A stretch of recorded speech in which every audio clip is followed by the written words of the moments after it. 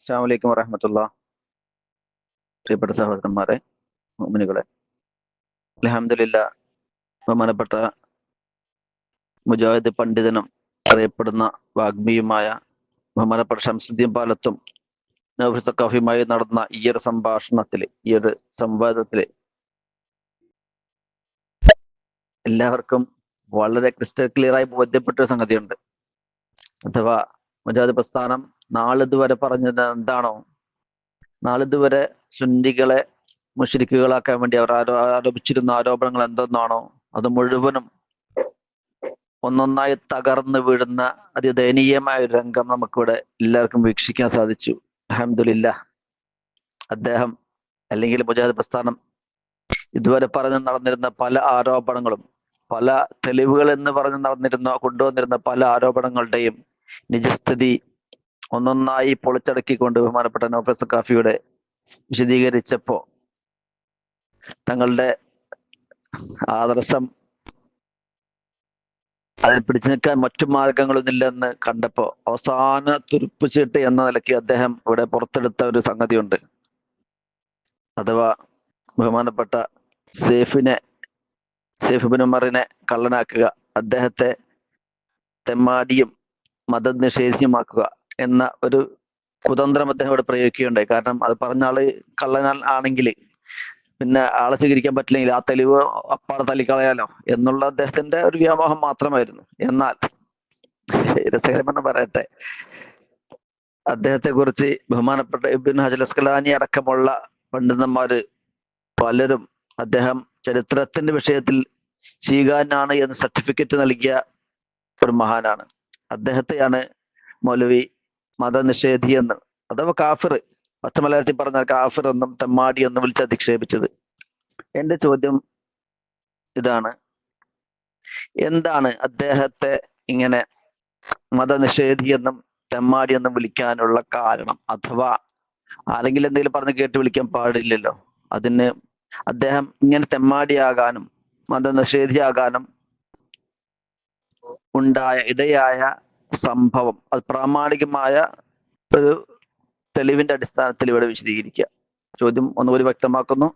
അദ്ദേഹം ബഹുമാനപ്പെട്ട പാലത്ത് മൗലവി ഇവിടെ പറഞ്ഞ ഈ ബഹുമാനപ്പെട്ട സൈഫ് ഇബ്നു ഉമർ എന്ന അദ്ദേഹത്തെ തെമ്മാടിയും മതനിഷേധി അഥവാ കാഫിർ എന്ന് പച്ചയായി അദ്ദേഹത്തെ പേരിൽ ഇങ്ങനെ ആരോപിച്ചപ്പോ, ഈ ആരോപണം ശരിവെക്കുന്ന തരത്തില് ഉള്ള എന്ത് പ്രമാണമാണ് താങ്കളുടെ കയ്യിലുള്ളത്? അഥവാ അദ്ദേഹം ഇങ്ങനെ തെമ്മാടിയായി തീരാനും കാഫറായി തീരാനുമുണ്ടായ അഥവാ മതനിഷേധിയായി തീരാനുമുണ്ടായ സംഭവം പ്രാമാണികമായി ഇവിടെ ഉദ്ധരിക്കുക.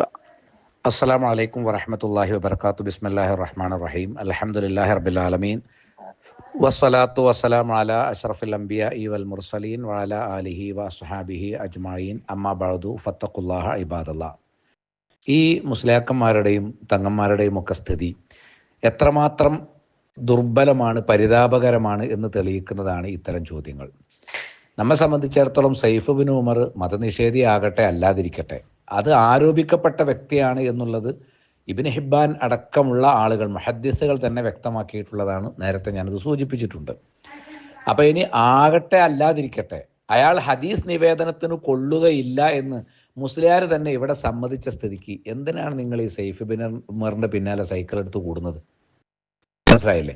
അദ്ദേഹത്തെക്കുറിച്ച് മനസ്സിരുത്തേണ്ട ഒരു കാര്യം എന്തെന്ന് ചോദിച്ചാൽ, ജറഹ് തഅദീലിന്റെ ഉലമാക്കൾ അദ്ദേഹത്തെക്കുറിച്ച് ഒരു ഹദീസിലെ ലഈഫ് എന്ന് മാത്രമല്ല പറഞ്ഞത്. അത് നല്ല മനുഷ്യരെക്കുറിച്ചും ചിലപ്പോൾ അങ്ങനെ പല കാരണങ്ങളാലും അങ്ങനെ പറയാൻ പറ്റും. മറിച്ച് വല്ലാഉൻ, അയാൾ കള്ള ഹദീസുകൾ ഉണ്ടാക്കുന്നവനാണെന്ന് പറഞ്ഞിട്ടുണ്ട്. അയാൾ മതനിഷേധി അല്ലെങ്കിൽ പിന്നെ ആരാ മതനിഷേധി? റസൂലുള്ളാഹി സ്വല്ലല്ലാഹു അലൈഹി വസല്ലമയുടെ പേരിൽ മനഃപൂർവ്വം കളവ് പറയുന്ന ഒരുത്തനാണ് ഇയാൾ എന്ന് സ്ഥിരപ്പെട്ട സ്ഥിതിക്ക് നിങ്ങൾ എന്തിനാണ് ഇയാളെ വെള്ളപൂശാൻ നടക്കുന്നത്? നിങ്ങൾ അയാളെ മതനിഷേധി എന്ന് വിളിക്കണ്ട, നിങ്ങൾ അയാളെ മുഅ്മിനെന്നോ മുവഹിദെന്നോ എന്ത് വേണമെങ്കിൽ വിളിച്ചോളൂ. നിങ്ങളുടെ സമസ്തയുടെ ആലയത്തിൽ അദ്ദേഹത്തിന് അതിനേക്കാളും നല്ല സ്ഥാനമൊക്കെ ഇട്ട് പോറ്റാൻ പറ്റും.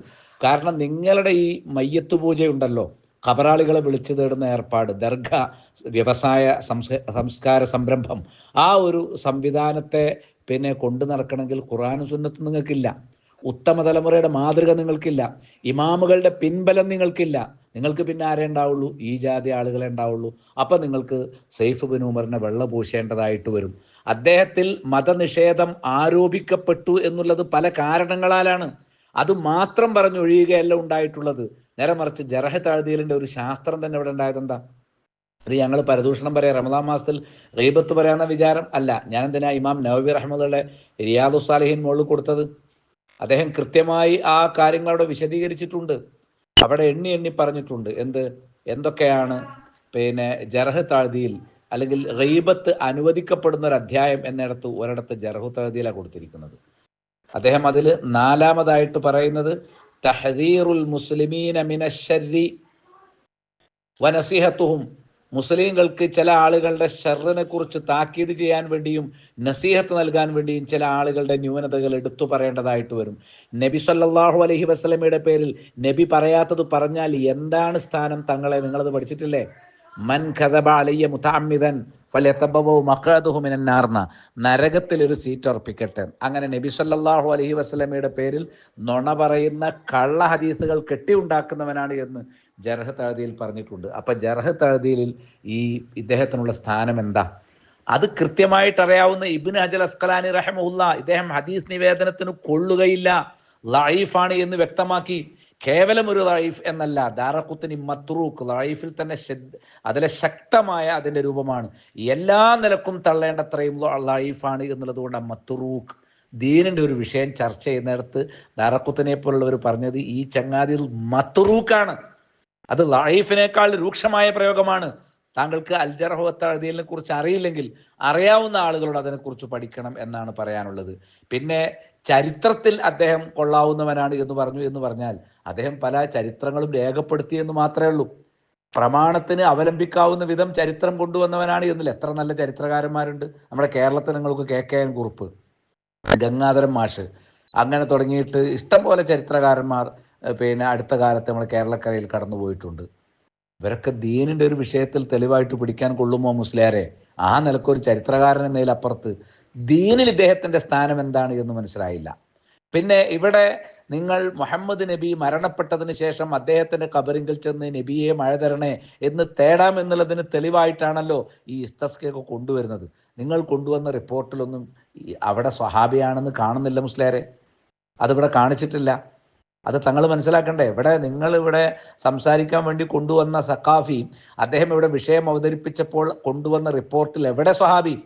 റജുലിൻ തന്നെയുള്ള നമ്മുടെ മുസ്ലിയാർ പറഞ്ഞ ന്യായം എന്താണെന്നറിയോ? സഖാഫി പറഞ്ഞ ന്യായം ഖുർആനിൽ ഉണ്ടല്ലോ, ജാ മിൻ അക്സൽ മദീനത്ത് റജുലുൻ, ആ നാടിന്റെ അങ്ങേയറ്റത്ത് റജുലു വന്നു. ഖുർആനില്ലേ? ഖുർആനിൽ വരെ റജുലു എന്ന് പറഞ്ഞിട്ടില്ലേ? അതിന് ഖുർആൻ അള്ളാഹുവിന്റെ കലാമാണ്, അതിൽ കള്ളുണ്ടാവില്ല, അതിൽ ലഈഫ് ഉണ്ടാവില്ല.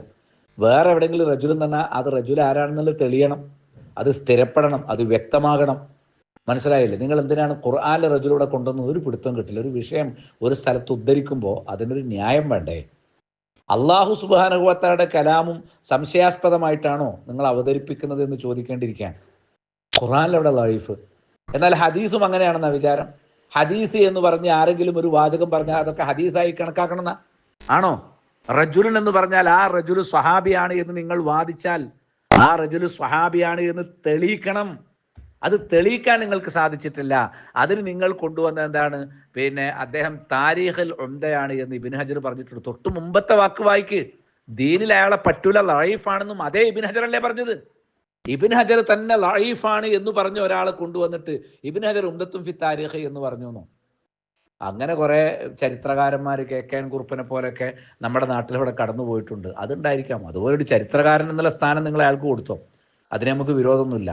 ചരിത്രം എഴുതുന്ന കൂട്ടത്തിൽ മതനിഷേധികൾ ഉണ്ടാകും, ചരിത്രം എഴുതുന്ന കൂട്ടത്തിൽ അന്യമതസ്ഥരുണ്ടാകും, ചരിത്രം എഴുതുന്ന കൂട്ടത്തിൽ ഷിയകൾ ഉണ്ടാകും, ചരിത്രം എഴുതുന്ന കൂട്ടത്തിൽ ഖവാരിജികൾ ഉണ്ടാകും. ഒരു ചരിത്രം എന്നുള്ള നിലക്ക് അത് പരിഗണിക്കുക എന്നല്ലാതെ ഇവിടെ നമ്മൾ ചരിത്രമല്ലല്ലോ ചർച്ച. ചരിത്രത്തിൽ ആരൊക്കെ എന്തൊക്കെ പറഞ്ഞു നോക്കുന്നത്? ദീൻ, റബ്ബിനോട് മാത്രമേ ദുആ ചെയ്യാവൂ എന്ന ഇസ്ലാമിന്റെ അടിസ്ഥാനമാണ് നമ്മുടെ ചർച്ച. അങ്ങനെ ഒരു ചർച്ചയിൽ, ഇസ്ലാമിന്റെ അടിസ്ഥാനത്തെക്കുറിച്ചുള്ള ഒരു ചർച്ചയിൽ സൈഫിനെ കൊണ്ടുവരുമ്പം ശ്രദ്ധിക്കണ്ടേ? അദ്ദേഹം ലഈഫുൽ ഹദീസ് അല്ലേ? അല്ലെങ്കിൽ അല്ല എന്ന് പറഞ്ഞു. നിങ്ങൾ ദീനിന്റെ ഒരു വിഷയം കൊണ്ടുവരാൻ കൊള്ളുമോ? ഇല്ല. ഉത്തുഹിമ ബി സന്ദഖ എന്നത് ഇബ്നു ഹിബ്ബാനാണ്. അദ്ദേഹം അത് കേവലം ആരോപിക്കപ്പെട്ട ഒരാളല്ല എന്നൊരു മതനിഷേധി ആയതുകൊണ്ടാണ് അയാൾ നബിയുടെ പേരിൽ കളവ് പറയുന്നത്. ആണെന്നുള്ള ആരോപണമാണ് എന്നാണ് ഇബ്നു ഹിബ്ബാൻ പറഞ്ഞതെങ്കിലും അതിന് കാരണങ്ങളുണ്ടല്ലോ. അതിന്റെ കാരണത്തിൽപ്പെട്ടാണെന്ത്, അത് ഇബ്നു ഹിബ്ബാൻ തന്നെ പറഞ്ഞു മുസ്ലിയാർ, അവിടെ തന്നെ കാരണം പറഞ്ഞിട്ടുണ്ട്. യർവിൽ മൗളുആത്തി അനിൽ അസ്ബാത്ത്, അദ്ദേഹം സബത്തുകളുടെ പേരിൽ, അതായത് വിശ്വസ്തരായ ആളുകളുടെ പേരിൽ അവർ പറയാത്ത കഥകൾ മൗളുആത്ത് ഉദ്ധരിക്കുന്നവനാണ് എന്ന കാരണം ഇബ്നു ഹിബ്ബാൻ തന്നെ പറഞ്ഞിട്ടുണ്ട്.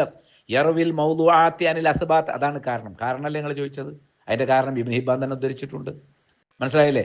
ഇബ്നു നുമൈറിനെ ഉദ്ധരിച്ചുകൊണ്ട് ഇബ്നു ഹിബ്ബാൻ വ്യക്തമാക്കി, വകാന സൈഫുൻ യലഉൽ ഹദീസ, സൈഫ് കള്ളമായി ഹദീസ് കെട്ടിയുണ്ടാക്കുന്നവനാണ്. തങ്ങൾ പറ, ഹദീസ് കെട്ടിയുണ്ടാക്കുന്നവനെ കുറിച്ച് നിങ്ങളുടെ സമസ്തയുടെ ആലയത്തിൽ പഠിപ്പിക്കുന്ന ഹുക്കം എന്താ? അവര് ഹദീസ് റിപ്പോർട്ടിന് യോഗ്യനാണ്, പുതിയ ദീനുണ്ടാക്കാൻ പറ്റിയ ആൾക്കാരാണ്, ഖുർആനിലോ സുന്നത്തിലോ സ്ഥിരപ്പെടാത്ത കാര്യങ്ങളൊക്കെ പറഞ്ഞാൽ ഇവർ പറഞ്ഞാൽ സ്ഥിരപ്പെടും. അതാണോ സമസ്ത ആലയത്തിലെ ദീൻ? ആണോ? നിങ്ങൾ എന്നെക്കുറിച്ച് എൻ്റെ മതം എന്ന് പറഞ്ഞപ്പോൾ തന്നെ എനിക്ക് മനസ്സിലായി നിങ്ങൾ വേറെ മതക്കാരനാണ്. നിങ്ങളുടെ മതത്തിൽ അങ്ങനെയൊക്കെ ആയിരിക്കും എന്ന് കരുതാനേ നിവൃത്തിയുള്ളൂ. മനസ്സിലായില്ലേ? ഇനി ഇമാം ഹാക്കിം അദ്ദേഹവും പറഞ്ഞു ഉത്തുഹൈമ ബിസ്സുന്തക്കാന്ന്. ഒറ്റപ്പെട്ട ആൾക്കാരല്ല മുസ്ലിയാരെ പറഞ്ഞത്, ഇമാം ഹാക്കിമും പറഞ്ഞു. മനസ്സിലായില്ലേ? അത് തന്നെ അബൂ നുഐം അൽ അസ്ബഹാനി ഉദ്ധരിച്ചു, അബൂദാവൂദ് ഉദ്ധരിച്ചു, സിജസ്താനി ഉദ്ധരിച്ചു. അല്ലേ? ഇബ്നുൽ ജൗസി അയാളെ കുറിച്ച് പറഞ്ഞതറിയോ? അഖ്ബഹും ഹാലൻ ഫിൽ ജഹിലി വല്ലുർഫി, ജഹിൽ, ഒരാളെ കുറിച്ച് ജഹിൽ പറയുന്ന വിഷയത്തിലും ഒരാളെ കുറിച്ച് ലോർഫ് ആരോപിക്കുന്ന വിഷയത്തിലും ഏറ്റവും മോശമായ അവസ്ഥയിലുള്ളവനാണ് സൈഫ് എന്ന് ഇബ്നുൽ ജൗസിയും പറഞ്ഞിട്ടുണ്ട്. നിങ്ങൾ ചർച്ച ശ്രദ്ധിച്ച് കേട്ടിട്ടുണ്ടെങ്കിൽ ഇതൊക്കെ ഞാൻ നേരത്തെ വിശദീകരിച്ചിട്ടുള്ള കാര്യങ്ങളാണ്. മാത്രമല്ല ഈ ചർച്ച എവിടെയൊക്കെ നമ്മൾ നടത്താറുണ്ടോ അവിടെയൊക്കെ നമ്മളത് കൊണ്ടുവന്നിട്ടും ഉണ്ട് എന്നുള്ളതാണ് സൂചിപ്പിക്കുന്നത്. ഖുർആൻ പറഞ്ഞു, ലാ യുഹിബ്ബുല്ലാഹുൽ ജഹറ ബിസ്സൂ, ഒരാൾ മോശക്കാരനാണെങ്കിൽ അത് പരസ്യപ്പെടുത്തുന്നത് ഇഷ്ടപ്പെടുന്നില്ല, മിനൽ ഖൗൽ, ഒരു വാക്കിൽ, ഇല്ലാ മൻ ളുലിം, നമ്മൾ അനീതി കാണിക്കപ്പെടുമ്പോഴല്ലാതെ. കണ്ടോ, ഇവിടെ ഇസ്ലാമിനെ പറ്റി ഇസ്ലാമുമായി നിരക്കാത്ത കാര്യങ്ങൾ പറയുന്ന സാഹചര്യം വരുമ്പോൾ ഒരാളുടെ ന്യൂനത നമുക്ക് എടുത്തു കാണിക്കേണ്ടി വരും. അപ്പൊ ചിലരുടെ ന്യൂനതകൾ എടുത്തു പറഞ്ഞാൽ അത് ഗീബത്താവുകയില്ല, പ്രത്യേകിച്ചും ജറഹു തഅദീലിന്റെ മേഖലയിൽ. ഇവിടെ ആ മേഖലയിലാണ് പണ്ഡിതന്മാരൊക്കെ ഇയാളുടെ ന്യൂനത പറഞ്ഞത്. ഇയാളുടെ ന്യൂനത മുസ്ലിയാരുടെ അല്ലെങ്കിൽ തങ്ങളുടെയൊക്കെ വർത്താനം കേട്ടാൽ വിചാരിക്കും ഞങ്ങളാരോ ആണ് ഇയാളെക്കുറിച്ച് ആരോപണം പറഞ്ഞത്. ഇത്രയും വിഷയങ്ങൾ, എന്തെല്ലാം കാര്യങ്ങൾ ഞാൻ സൈഫിനെ പറ്റി ഇവിടെ ഉദ്ധരിച്ചു. എന്തെങ്കിലും ഒരു അക്ഷരം തൊട്ടോ? ഈ ഉത്തുഹിമ എന്നുള്ളതിൽ പിന്നെ ആരോപിക്കപ്പെട്ടു എന്നല്ലേ ഉള്ളൂ, സിന്ദീഖാണ് എന്നില്ലല്ലോ, ഞാനത് സിന്ദീഖാണ് എന്ന് തന്നെ പറഞ്ഞല്ലോ എന്നുള്ള ആ ഒരു വാക്യത്തിലല്ലാതെ വേറെ എവിടെങ്കിലും നിങ്ങൾക്ക് നിൽക്കാൻ പറ്റുന്നുണ്ടോ? ഇമാം ദഹബി ഇത്തിദാലിൽ പറഞ്ഞ എന്താ? ഫൽസുൻ ഖൈറു മിൻഹു, ഒരു നയാ പൈസക്ക് കൊള്ളൂല, നയാ പൈസ അവനേക്കാളും കൊള്ളാവുന്നവനാണ്. എന്തേ, അത് നിസ്സാര വിഷയമാണോ? ഒരു സംഗതി റിപ്പോർട്ട് ചെയ്യുമ്പോൾ അത് നിസ്സാര വിഷയമാണോ? ഇമാം ദഹബി തന്നെ വീണ്ടും പറഞ്ഞു, എന്ത്? ഈ വ്യക്തിയെ കുറിച്ച് പറഞ്ഞു, അദ്ദേഹം പിന്നെ കൽ വാക്കിദിയെ പോലെയാണ്. വാക്കിദിയുടെ കുഴപ്പം എന്താ മുസ്ലിയാരെ? പഠിച്ചിട്ടുണ്ടോ? വാക്കിദിയെ പോലെ എന്ന് പറഞ്ഞാൽ നയാ പൈസക്ക് കൊള്ളാത്തവനാണ്. അബൂദാവൂദ് പറഞ്ഞു ലൈസ ബിശൈഇൻ, യാതൊന്നുമല്ല, ഒരു ചുക്കുമല്ല. അബൂ ഹാത്തിം പറഞ്ഞു മത്റൂഖുൻ, ലഈഫും എന്നതിനേക്കാൾ തീക്ഷ്ണമായ വാക്കാണ്. അത് തന്നെയാണ് ദാറഖുത്നിയും പറഞ്ഞത്. ഇബ്നു ഹിബ്ബാൻ ഉത്തുഹിമ ബിസ്സന്തഖ എന്ന് പറയുക മാത്രമല്ല, കാരണം പറഞ്ഞു യറവിൽ മൗദുആത്തി അനിൽ അസ്ബാത്തി. അത് ഞാൻ കൊടുത്തില്ല, നിങ്ങൾ കണ്ടില്ലേ? അത് കാരണം കൊടുത്തണ്ടല്ലേ? ഇന്നഹു കാന യലൗൽ ഹദീസ, അദ്ദേഹം ഹദീസ് കള്ളമായി കെട്ടിയുണ്ടാക്കുമായിരുന്നു. ഹദീസ് കള്ളമായി കെട്ടിയുണ്ടാക്കുന്നവരെ കുറിച്ച് നിങ്ങളുടെ മതത്തിലെ നിയമം എന്താണ് എന്ന് തങ്ങൾ ഉപചോദ്യം ചോദിക്കുമ്പോൾ പറ. തങ്ങളുടെ മതത്തിൽ, എൻ്റെ മതത്തിൽ ഏതായാലും ഇസ്ലാം മതം ആയതുകൊണ്ട് അതിൽ ഹദീസ് കെട്ടിയുണ്ടാക്കുന്നവരെ കുറിച്ച് ഇനി ഒരു മതവിശ്വാസിയായിട്ട് അവതരിപ്പിക്കേണ്ട അത്യാവശ്യമൊന്നും ഇവിടെ അല്ല. ഇനി അല്ല, അദ്ദേഹം ഹദീസ് കെട്ടിച്ചമച്ചുണ്ടാക്കുന്നവനാണ് എന്ന് പറഞ്ഞതും കളവാണ് എന്ന് നിങ്ങൾക്ക് വാദമുണ്ടോ? ഇബ്നു അദി പറഞ്ഞ എന്താ? അദ്ദേഹത്തെക്കുറിച്ച് അദ്ദേഹത്തിന്റെ ഹദീസുകളൊക്കെ പൊതുവായി നോക്കിയാൽ അഹാദീസുഹു മുൻകറാന, മുൻകറത്തായ ഹദീസേ ഉള്ള ആൾ കൊണ്ടുവന്ന റിപ്പോർട്ട് അല്ലേ. ഇനി യഹ്യയിൽ നിന്ന് റിപ്പോർട്ട് എന്താ? ലഈഫാണെന്നാണ് അല്ലേ. കാന സൈഫുൻ യലൗൽ ഹദീസ വഖദ് ഉത്തുഹിമ ബിസ്സനാദിഖ. വീണ്ടും ഇബ്നു ഹിബ്ബാൻ മാത്രമാണോ? അല്ല, മഖ്ഹൂൽ ബൈറൂത്തി പറഞ്ഞു. എത്ര ആൾ പറഞ്ഞു? ഇങ്ങനെയൊക്കെ പറഞ്ഞിട്ട് പിന്നെയും നിങ്ങൾ ഈ എത്ര വെള്ള പൂശിയാലും, മനസ്സിലായില്ലേ, നിങ്ങൾ എത്ര കോട്ട് പുട്ടിയിട്ടടിച്ച് വെള്ള പൂശിയാലും വെളുക്കുകയില്ല, നന്നാവുകയില്ല സൈഫിൻ്റെ കാര്യം എന്നുള്ളത്. അതൊന്നുകൂടി ക്ലിയർ ആക്കാൻ നിങ്ങളുടെ അവസരം തന്ന് ഞങ്ങൾ എടുക്കുന്നു എന്ന് മാത്രമേ ഉള്ളൂ. അല്ലേ? ഒരു കാര്യം വ്യക്തമാണ്, ഇതാണ് ഇപ്പോൾ ഇവരെടുത്തുനിന്ന് ആറ്റിക്കുറുക്കിക്കൊണ്ടിരുന്ന ചോദ്യം. ആകെ 2 ചോദ്യം അവിടെ ചോദിക്കാനുള്ളത്, അതിന് 2 ഉപചോദ്യങ്ങളും. അതിൽ കൊണ്ടുവന്ന ഈ ചോദ്യം ഇങ്ങനെയുള്ള ദുർബലമായ ഒരു പോയിന്റിലാണെങ്കിൽ എത്രമാത്രം ആപൽക്കരമാണ് നിങ്ങളുടെ വിശ്വാസത്തിൻ്റെ ദുർഗതി എന്നുള്ളത് ഞങ്ങൾക്ക് തിരിച്ചറിയാൻ ഒരു അവസരം കിട്ടിയിട്ടുണ്ടെന്നല്ലോ. നിങ്ങളോട് പ്രത്യേകിച്ച് നമുക്ക് ഒരു വിഷമവുമില്ല. നിങ്ങൾ ദീനാണ്. അള്ളാഹുവിനെ മാത്രം വിളിച്ചു തേടിയാൽ ഒന്നും സംഭവിക്കാൻ പോലും അഭിപ്രായം ഉണ്ടോ? ഒരാൾ റബ്ബിനെ മാത്രം ദുആ ചെയ്ത് റബ്ബിനോട് മാത്രം ഇസ്തിഗാസ ചെയ്ത് ഗൈബിയായ ഒരു സഹായതേട്ടം ഒരു സൃഷ്ടിയോട് നടത്താതെ മരിച്ചു പോയാൽ അയാൾക്ക് എന്തെങ്കിലും കുഴപ്പമുണ്ടെന്ന് നിങ്ങൾക്ക് വാദമല്ലല്ലോ. ഇവിടെ പണ്ടൊരു മൊയ്യാർ പറഞ്ഞത് അങ്ങനെ പോയാൽ KSRTCൻ്റെ ഒരു റേഞ്ചേ ഉണ്ടാവുള്ളൂ. ഞങ്ങൾ ഈ ഔലിയാക്കന്മാരെ അമ്പിയാക്കളൊക്കെ വിളിച്ചാൽ, അതായത് സമൂഹം ഉലമാക്കളും ഇമാമുകളും ഒന്നടങ്കം പച്ചയായ ഷിർക്കും കുഫറുമാണ് എന്ന് പഠിപ്പിച്ച നിങ്ങളുടെ കടുത്ത സൂഫികൾ പോലും നേരിട്ടുള്ള ഇസ്തിഹാസ ഷിർക്കാണ് എന്ന് പഠിപ്പിച്ച ആ കാര്യത്തെക്കുറിച്ച് ബെൻസിൽ പോകുന്ന മജ കിട്ടും എന്നല്ലാതെ അത് ദീനിൽ ഒരു സ്ഥിരപ്പെട്ട് നടപ്പാക്കൽ നിർബന്ധമായ ഒരു കാര്യമാണ് എന്നുള്ള അഭിപ്രായം ഉണ്ടോ? ഇല്ല, അങ്ങനെ ഒരു അഭിപ്രായമല്ല. മനസ്സിലായില്ലേ? അപ്പം നിങ്ങൾ നോക്കൂ, വളരെ ആട്ടിക്കുറുക്കി ഒരു ചോദ്യം കൊണ്ടുവന്നിട്ട് ഈ നിലവാരമാണല്ലോ ഉള്ളത് എന്ന സങ്കടമാണ് ഞങ്ങളെ സംബന്ധിച്ചിടത്തോളം. എന്നാൽ ഖുർആൻ പറഞ്ഞു, ഖുൽ ഇന്നമാ അദഉ റബ്ബി വലാ ഉശ്രികു ബിഹി അഹദ, ഞാൻ എൻ്റെ റബ്ബിനോട് മാത്രമേ ദുആ ചെയ്യൂ, ഒരാളെയും ഞാൻ പങ്കു ചേർക്കുകയില്ല. വീണ്ടും ഖുർആൻ പറഞ്ഞു, വമൻ അളല്ലു മിമ്മൻ യദ്ഉ മിൻ ദൂനില്ലാഹി മൻ ലാ യസ്തജീബു ലഹു ഇലാ യൗമിൽ ഖിയാമ, ഖിയാമത്ത് നാൾ വരെ ഉത്തരം ചെയ്യാത്തവരോട് ദുആ ചെയ്യുന്നവരെക്കാൾ ഏറ്റവും വലിയ ലലാലത്തിൽ വഴികേടിൽ ആരുണ്ട്? ഈ വഴികേടിൽ വീണുപോയാൽ നിങ്ങളെപ്പോലുള്ളവരെ കരകയറ്റുക എന്ന മഹത്തായ ദൗത്യമാണ് സ്വഹാബികളുടെയും താബിയങ്ങളുടെയും പിന്തുടർച്ചയേറ്റുകൊണ്ട് ഞങ്ങൾ നിർവഹിച്ചു പോരുന്നത്. അള്ളാഹു തൗഫീഖ് നൽകട്ടെ. നമ്മുടെ റമദാനിലെ നോമ്പും ഖിയാമും ഖിറാഅത്തും ദിക്റും സദഖയും എല്ലാ പുണ്യങ്ങളും അള്ളാഹു സ്വീകരിക്കുമാറാകട്ടെ. നമ്മൾ ദീൻ ശരിയായ രൂപത്തിൽ അതിൻ്റെ നാരും വേരും വേർതിരിച്ച് അതിൻ്റെ കല്ലും നെല്ലും വേർതിരിച്ച് ഏറ്റവും കറകളഞ്ഞ പ്രമാണങ്ങളുടെ അടിസ്ഥാനത്തിലുള്ള ശരിയായ ദീൻ തൗഹീദ് കലർപ്പില്ലാതെ മനസ്സിലാക്കാൻ അള്ളാഹു തൗഫീഖ് പ്രദാനം ചെയ്യട്ടെ. വസല്ലല്ലാഹു അലാ നബിയ ബഅദ. വസ്സലാമു അലൈക്കും വറഹ്മത്തുള്ളാഹി വബറകാതുഹു.